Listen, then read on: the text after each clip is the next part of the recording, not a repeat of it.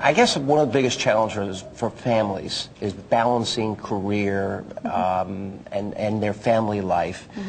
Have you thought about how that would impact your family now, considering this is the job that, you know, one of the biggest jobs in the country? Oh yeah. Thought a lot about that, and you know, wouldn't have said yes had I had a hesitation there at all, thinking that my kids would be adversely affected. And you know, my kids, they're used to having a very full life, a pretty busy schedules, and we make it work. I'm lucky I have a network full of aunties and uncles and grandparents, a lot of help there. But also, you know, there are sacrifices that have to be made. In my own life, you have to be pragmatic and logical about this, and I don't waste a lot of time watching TV and doing some things that maybe just some other people would do. That's the only thing that I would spend my time doing, yes. But you know, you have to have that balance, and you find that balance. Have you discussed it with your husband, if you win in 48 days, that what that life would be like? Yeah. Moving to D.C. Moving to D.C. All right, now one of the big benefits of the job is you get a really big plane. Now, yes. Are you going to promise the American people that's not going to be sold on eBay? No, I would think that we would actually need that. And my husband, he's a pilot, but I would have to convince him also we can't be getting around anymore in our little Piper Super Cub. We'd be using that Air Force too. Is that the one that's parked outside your house there? Yes. Yeah. You spoke passionately when we were talking earlier about your role in the McCain administration. One of the things you said, that you're going to work for families with special needs. And you've experienced this recently yourself. Right. And when you found out that you were going to have a child with special needs, was that tough? Was that hard? Did it take a while to absorb that?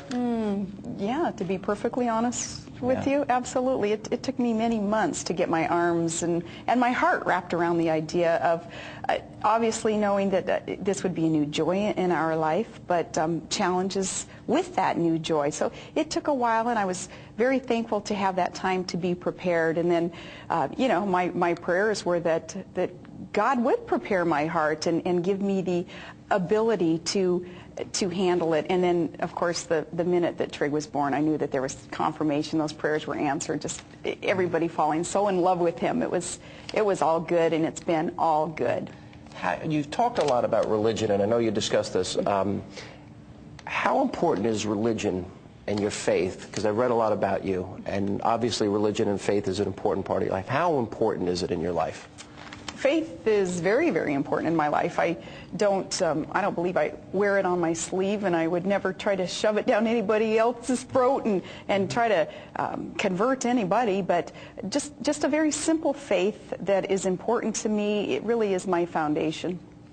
Historically, modern times, who inspires you politically? Who are people that you look to as maybe people that you can gain inspiration from in tough times?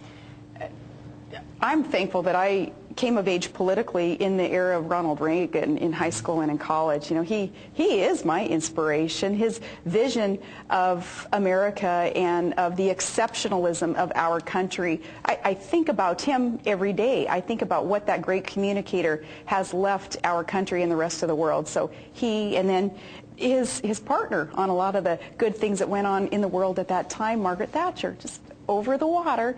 She too, she was underestimated as she came into office and proved herself with her abilities, her determination. She is another one. Further back in history, Abraham Lincoln coming into office in a time of such turmoil, he was able to do some unconventional things in assembling a very unusual cabinet, as was written about in Team of Rivals.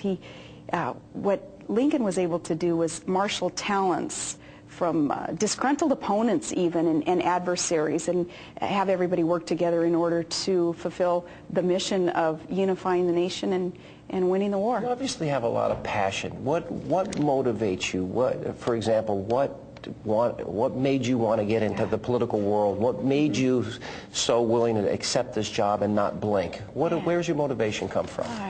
My love of this country.